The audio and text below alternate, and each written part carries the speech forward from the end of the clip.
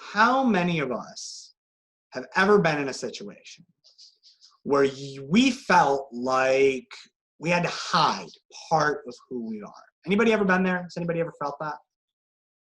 Cool. Probably a few of you. Yeah. It's so lonely to not be able to tell people something really significant about yourself. It's so difficult. And I think a lot of times, at least thinking back on my own life, I started picking up that habit a little bit before middle school, probably late elementary schools, when I started realizing there were parts about who I was that everybody wasn't going to like.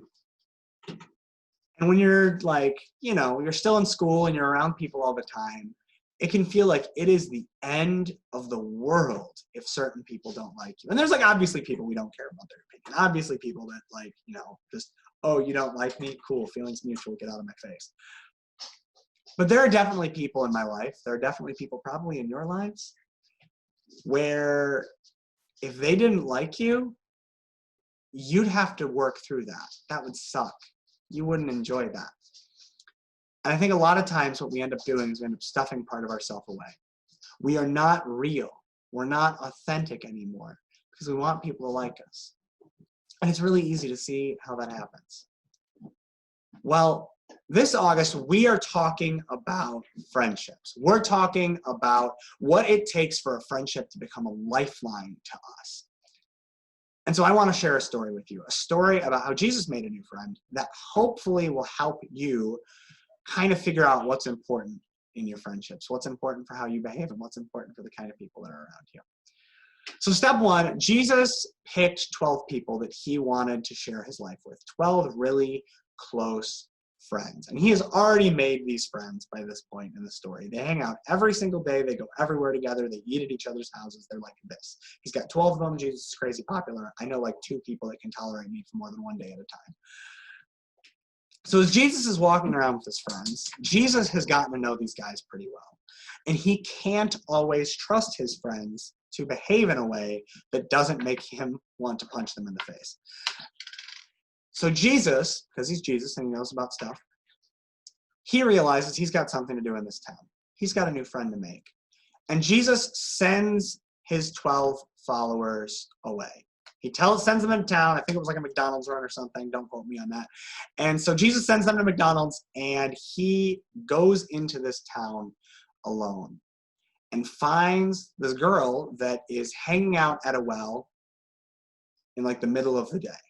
Normally, back in the day, you'd go to the well at super early in the morning because you couldn't stay up till 3 a.m. watching Netflix. So this was the most entertaining thing you could do, was go to the well, and you'd all hang out with everybody. But this woman is at the well at noon when it's really hot and it's hard to get water from the well, and it's just a pain because she wants to avoid everyone.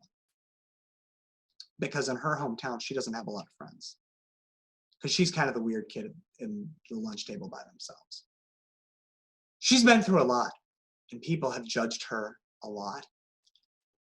And she has gotten really good at hiding parts of herself that she's ashamed of. Jesus finds this woman at the well. And he asks her, just real nonchalant, to get him some water. Now, the thing was, people from Jesus' neighborhood and people from our neighborhood, they didn't talk. And back in Jesus' time, men and women didn't talk. So, 2 strikes, this is super weird. This is so weird. So this woman looks at him why are you talking to me right now?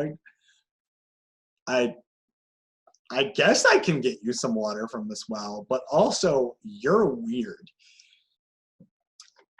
And Jesus looks at her, and because he's Jesus and he knows this stuff, he breaks through that barrier that so many of us set up, where she tries to put up walls and she tries to hide who she is. He tells her about her life on this really deep level. He tells her that she's been kicked out of 5 guys' houses, that she has to live with some random person she doesn't really trust right now, that everybody in her town judges her. He lets her in on the secrets of her life.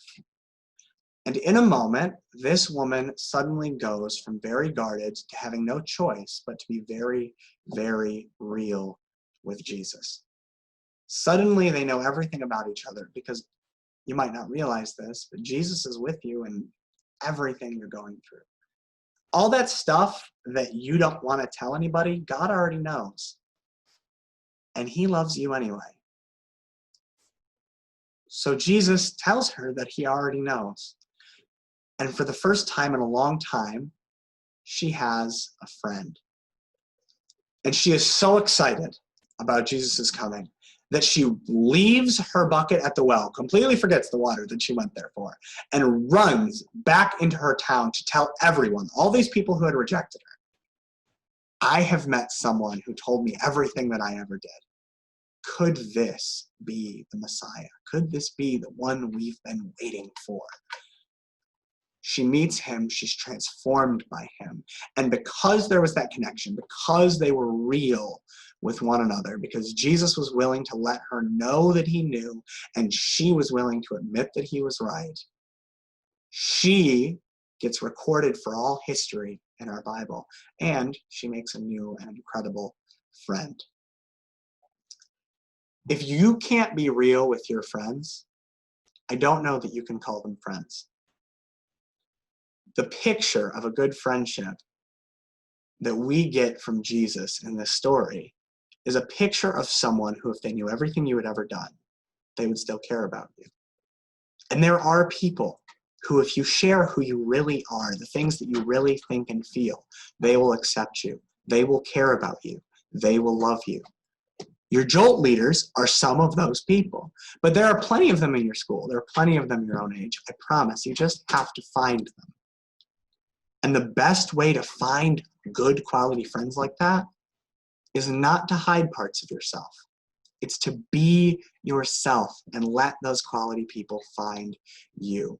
So this week, I'm going to pray that we make and we keep good friends. And then if we have friends in our life that make us feel like parts of ourselves aren't okay, that we'll work on spending less time with them and more time with the people who make us feel alive. Lord Jesus, thank you so much for the gift of friendship, and I pray that you'll help all of us to find people who make us feel real, who let us be real. Help us to be honest and authentic in our lives every day. In your name, amen. And if you're looking for a great place to find friends, one of the best places I can personally think of is happening 5 p.m. tomorrow in the BSB parking lot. Do not miss it. Jolt in the parking lot. So go to the Broad Street building across from Big Boy, downtown Adrian, 5 p.m. tomorrow. All right, cool. And I will see you guys there.